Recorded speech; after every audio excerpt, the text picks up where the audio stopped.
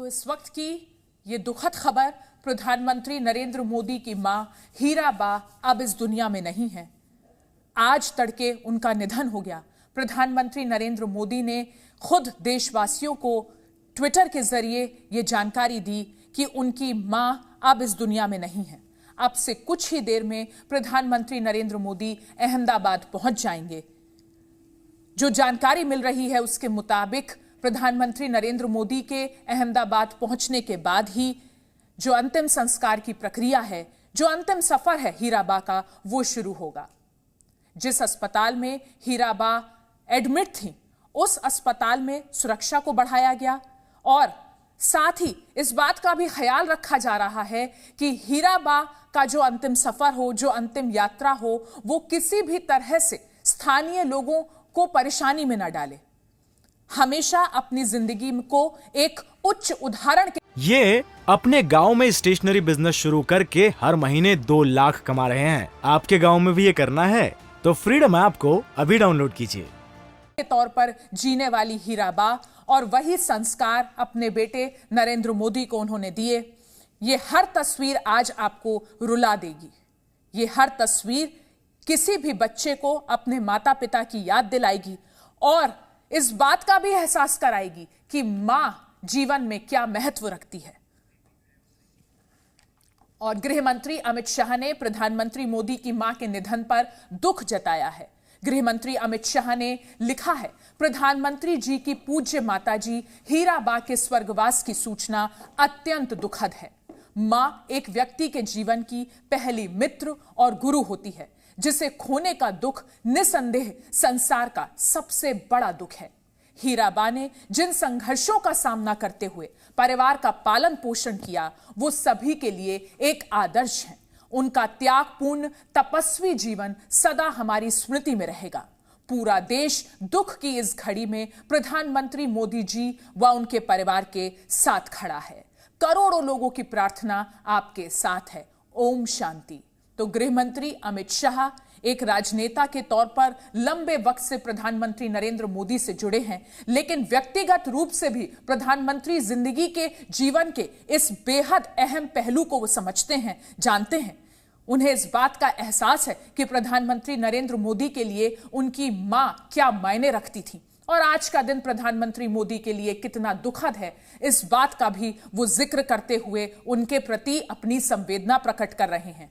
परिवार के साथ इस मुश्किल घड़ी में न सिर्फ प्रधानमंत्री मोदी से जुड़े लोग खड़े हैं, बल्कि पूरा देश इस मुश्किल घड़ी में प्रधानमंत्री नरेंद्र मोदी के साथ खड़ा है, क्योंकि प्रधानमंत्री नरेंद्र मोदी ने अपने परिवार की तरह पूरे देश को माना, अपने परिवार से दूर होकर जन सेवा को अपना पूरा जीवन दिया और ऐसा फैसला लेने में उनकी मां हीराबा ने उनका साथ दिया। एक मां के त्याग का आप इस बात से अंदाजा लगाइए कि अपने बेटे का पूरा जीवन जनसेवा को समर्पित कर दिया। बेटा जितनी देर के लिए मां से मिलने आता था, मां उसको आशीर्वाद देती थी, लाड़ प्यार दुलार उतने ही वक्त में देती थी और फिर बेटा जन सेवा के लिए निकल जाता था और मां मुस्कुराते हुए उसे अलविदा कह देती थी।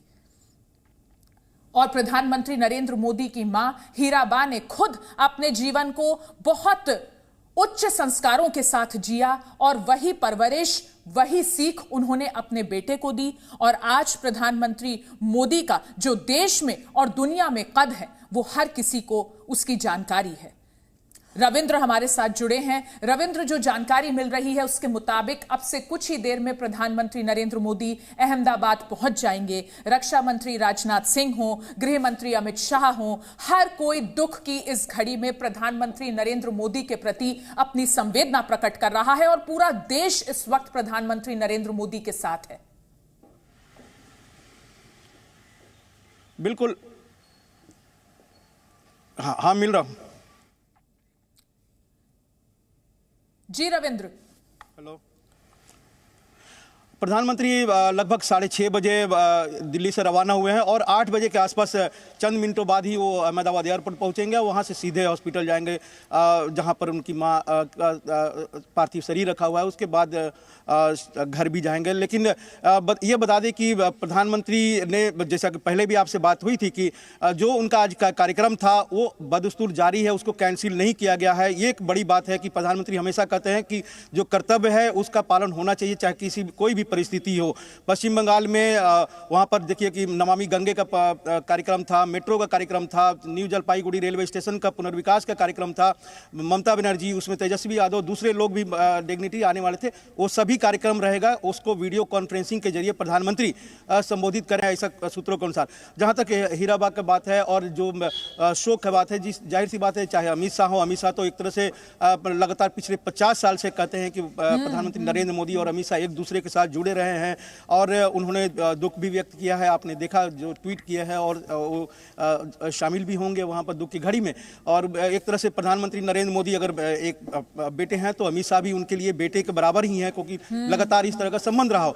जहां तक हीराबाग की बात है, जाहिर सी बात है 100 साल की उम्र में भी वो अपना सारा काम किया करती थी। इस दुख की घड़ी में भी पिछले 3-4 दिन की बात अगर छोड़ दे, जब हॉस्पिटल में भर्ती हुई थी और जिस पहली बार प्रधानमंत्री उनको देखने गए थे, उसके पहले का सारा काम वो खुद किया करती थी।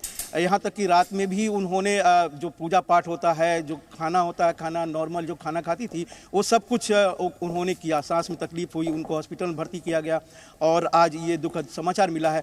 तो दुख की घड़ी में जाहिर सी बात है, चाहे राजनाथ सिंह हो, अमित शाह हो, दूसरे बीजेपी के नेता हों, दूसरे दलों के नेता हों, उन सब ने दुख व्यक्त किया है और करेंगे भी, जाहिर सी बात है। जिस तरह से राहुल गांधी का ट्वीट आया था, आपने देखा था उस दिन, जिस दिन प्रधानमंत्री देखने गए थे और हीराबाद जिस दिन भर्ती हुए थे, उसी तरह से दूसरे डिग्निटरी का। लेकिन बड़ी बात यही है कि प्रधानमंत्री नरेंद्र मोदी और हीराबाग के जो संबंध होता है माँ बेटे का, ये कहीं ना कहीं उस तरह के संबंध होंगे जो आप कल्पना करिए कि एक झोपड़ी, जहाँ पर जैसा कि खुद प्रधानमंत्री कहते थे कि बारिश होती थी तो पूरा पानी नीचे चला आता था, उस तकलीफ की घड़ी से लेकर आज प्रधानमंत्री कुर्सी पर बैठने तक अगर किसी का सबसे बड़ा अगर प्रभाव रहा है नरेंद्र मोदी पीएम पर, तो वो उनकी मां का ही रहा है, जिन्होंने उनका लालन पालन भी किया, उनको इस तरह की परवरिश दी कि वो अपने पैरों पर भी खड़ा हो, समाज सेवा भी करे और देश की सेवा भी करे। तो जाहिर सी बात है कि प्रधानमंत्री इस दुख की घड़ी में सबसे अगर उनके लिए पीड़ादायक बात होगी तो 100 साल की उनकी मां अब उनके बीच में नहीं होगी। जब भी वो गुजरात जाते थे, अपनी मां से मिलते थे, अब वो सुनापन रहेगा, मां के पास जाने को नहीं मिलेगा, उनसे बातचीत करने को नहीं मिलेगा, उनके बनाए हुए हाथ के मिठाई नहीं खाने को मिलेगा, जो खिचड़ी के साथ में खाते थे, पैर धोने को नहीं मिलेगा। और कल्पना करिए कि वो सुनापन कोई भी अपनी मां को नहीं भर सकता, वही बात प्रधानमंत्री नरेंद्र मोदी के साथ भी होगा।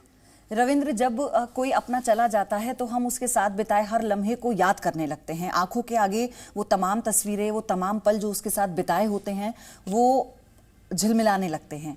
लेकिन जब एक बेटा अपनी माँ को खो देता है, कोई बच्चा अपनी माँ को खो देता है, तो शायद उसका दुख कोई नहीं समझ सकता, वो बयां ही नहीं कर सकता। सब ढाढ़स बांधते हैं, लेकिन वो जो क्षण और जो तस्वीरों के जरिए हम इस वक्त दिखा रहे हैं, ये वो क्षण है जो शायद प्रधानमंत्री मोदी को वो ताकत दिया करते थे कि थोड़े से वक्त में जब वो उनके साथ वो समय बिताते थे तो भरपूर जोश ऊर्जा वो लेकर अपनी माँ से निकलते थे और माँ भी मुस्कुराते हुए उन्हें वहां से विदा कर दिया करती थी।